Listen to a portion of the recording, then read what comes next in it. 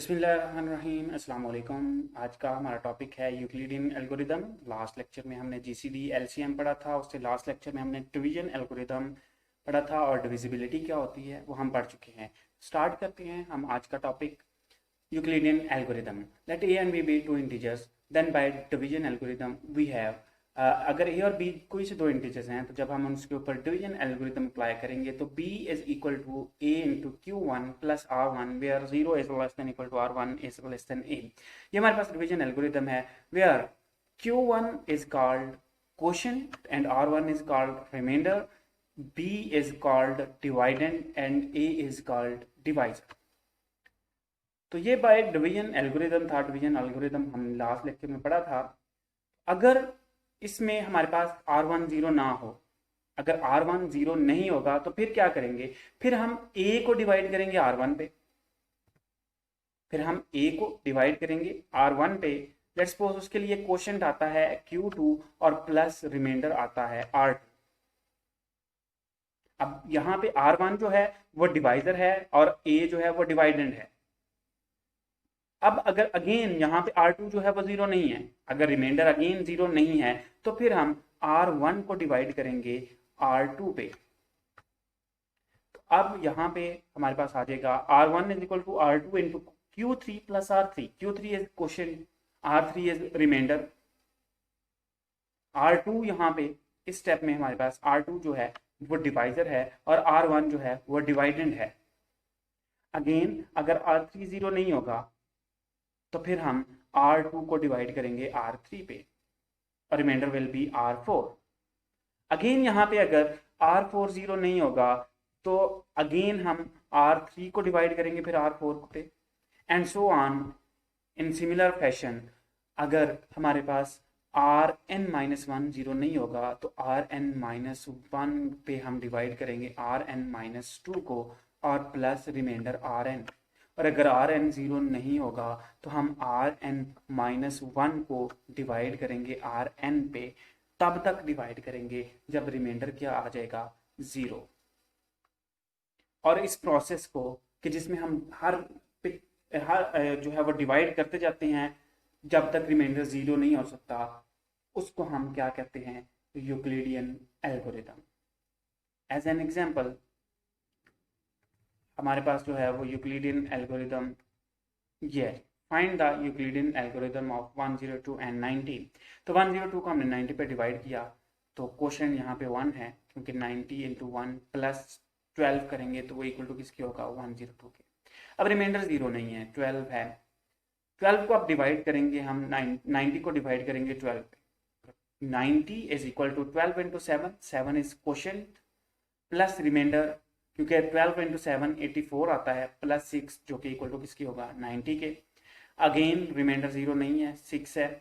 6 को अब हम डिवाइड करेंगे 12 को डिवाइड करेंगे 6 पे, तो 6 into 2, 2 is quotient plus remainder है जीरो। जब रिमाइंडर जीरो तो ये प्रोसेस जिसमें हमने 102 से ये 3 स्टेप जो हैं वो लिखे हैं, इसको हम यूक्लिडियन एल्गोरिथम कहते हैं। यूक्लिडियन एल्गोरिथम जो है वो हम क्यों फाइंड करते हैं, यूक्लिडियन एल्गोरिथम फाइंड होता है to find the GCD of two numbers.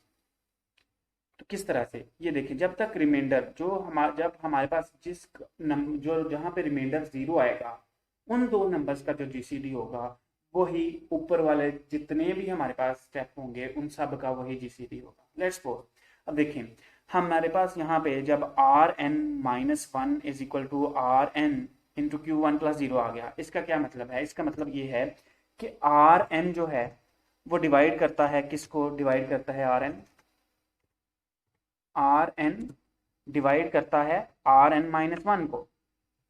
Rn divides Rn-1।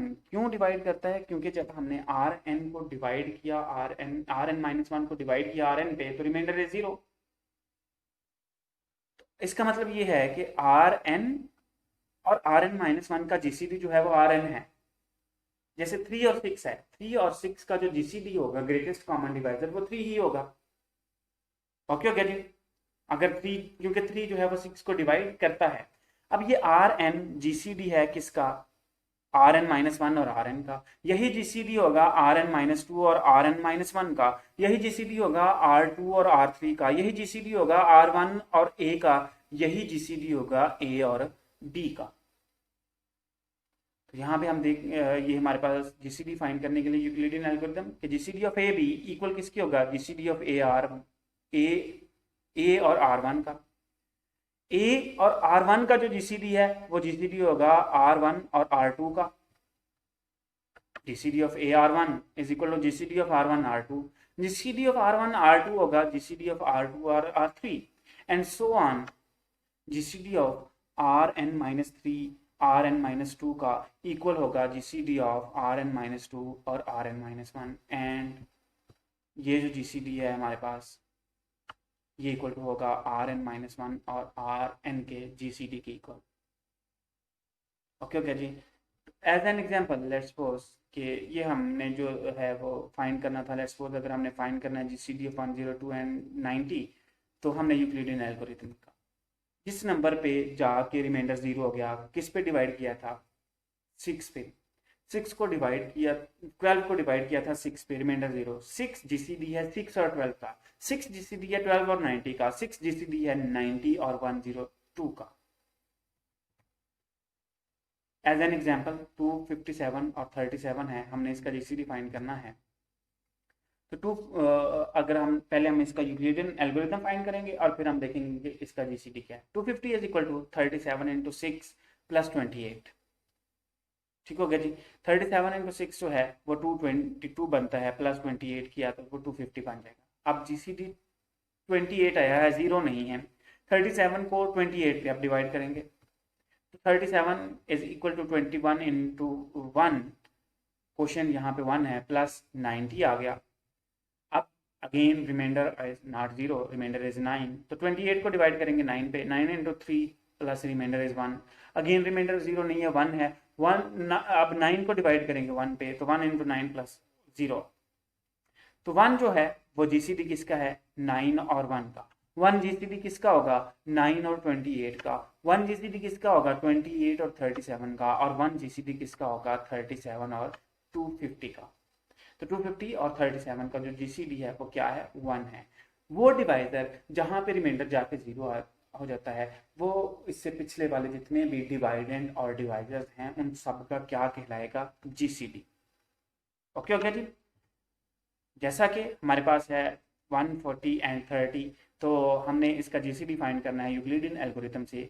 तो 140 is equal to 30 into 4 plus 20, क्योंकि 30 इंटू 4 इज क्वेश्चन 120 होता है, प्लस 20 140 हो जाएगा। जीसीडी इज 20 और सॉरी रिमाइंडर इज 20। 20 को डिवाइड करेंगे हम 30 के साथ। 30 is equal to 20 into 1 plus 10, again remainder is 10। अब 20 को डिवाइड करेंगे 10 पे, 10 इंटू 2 प्लस 0, तो डिवाइजर जिस पे रिमाइंडर 0 आया वो 10 है। 10 जो है वो हमारे पास जीसीडी है 10 और 20 का। 10 जीसीडी है 20 और 30 का। 10 जीसीडी है 30 और 140 का। तो जीसीडी ऑफ 140 एंड 30 इज 10।